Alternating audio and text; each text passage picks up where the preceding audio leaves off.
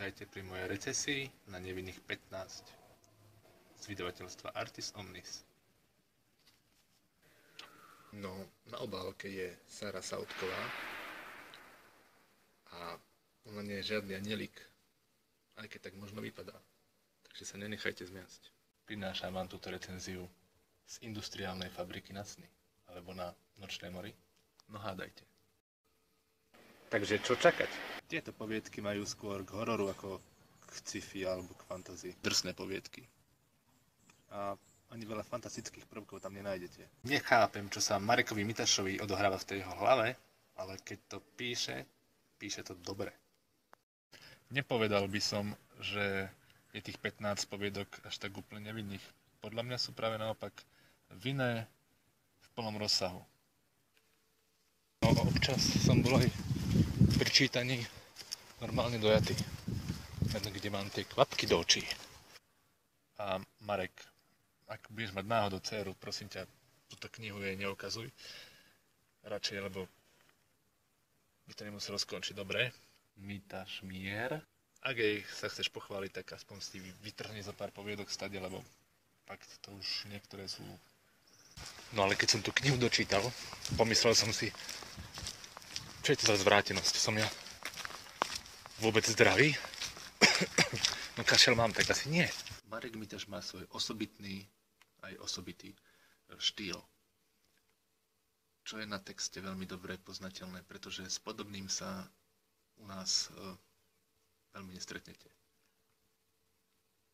Má tam pár drobných zádrhelov občas, ale keď čítam tú našu slovenskú literatúru, tak stále sa pohybuje niekde inde.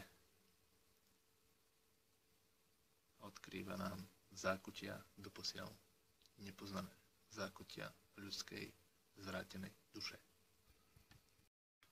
Či odporučiť? No, určite odporučiť túto knihu všetkým tým, ktorí majú radi Čeka Palahňuka a také drsné drámy zo života.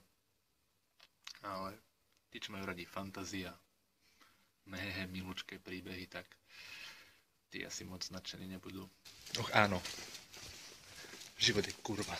Ale pre nás, fajnšmekrov, je to fakt skvelá kniha. Kniha obsahuje 15 odvážnych poviedok. Tak to by bolo. Prebehneme si na rýchlo poviedky. Knihu otvára kontroverzný anielik. Príbeh o tom, čo sa stane, keď rodič prekročí hranicu lásky k svojmu dieťaťu. Fakt silná káva.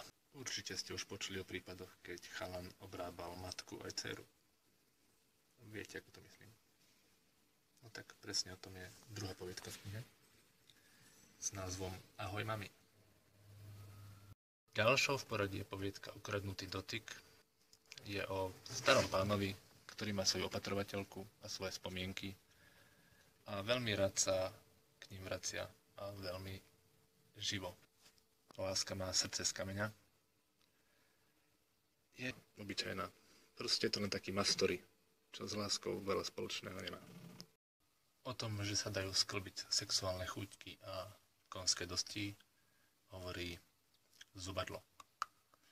Čo je síce zaujímavý názov, ale poviedka Selfie je to najlepšou poviedkou v celej knihe. Dá sa povedať hororová a hovorí o utečencoch a o tom, že nie všetci skončia tam, kde by chceli. Niektorí sa proste ocitnú aj v rukách šialencov. A práve o jednom šialencovi rozpráva tento príbeh. Ďalej tu máme večerné predstavenie, ktoré sa žiaľbohu nekoná, pretože ide o krátku poviedku o jednom pracháčovi, ktorý robí na recepcii. A len preto, že ho to baví. A jednoduché slučky bola príliš zložitá.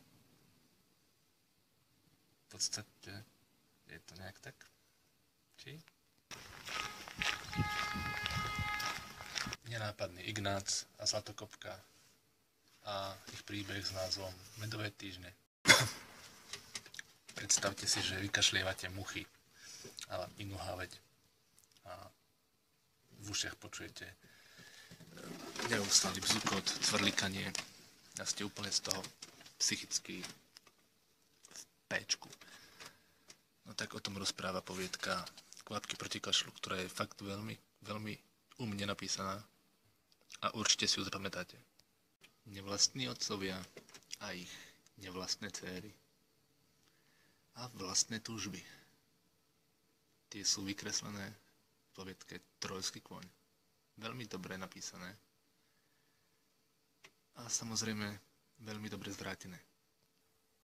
A poviedka Kamaráti hovorí o priateľstve. Poprosí kamaráta, či mu pomôže zabiť ženu. A on potom požaduje od neho to isté. A tým pádom sú si vyrovnaní a stále dobrí kamaráti. No je len to, že sú slobodní. Takže veget. No a detský sen je zhodou náhod o dospelom človeku a jeho pedofilných sklonoch a pedofilnej práci. A o tom, ako tí debili unášajú deti.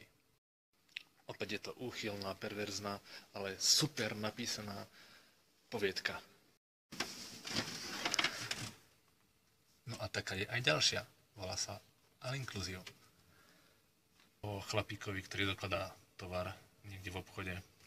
Proste taký bežný človek s nie až tak bežnými chúťkami. No a teší sa na dovolenku, pretože konečne sa môže zahrať na Boha a znova niekoho zavraždiť. Poslednou v poradí je Hniezdo záchrany. Veľmi kratučká, ani nie poviedka, skôr poviedočka. A hovorí o fajčiaroch a o tom, ako cigarety škodia zdraviu a veď už to poznáte. Škodí, tak ako aj slové výplaty. Tak ahojte.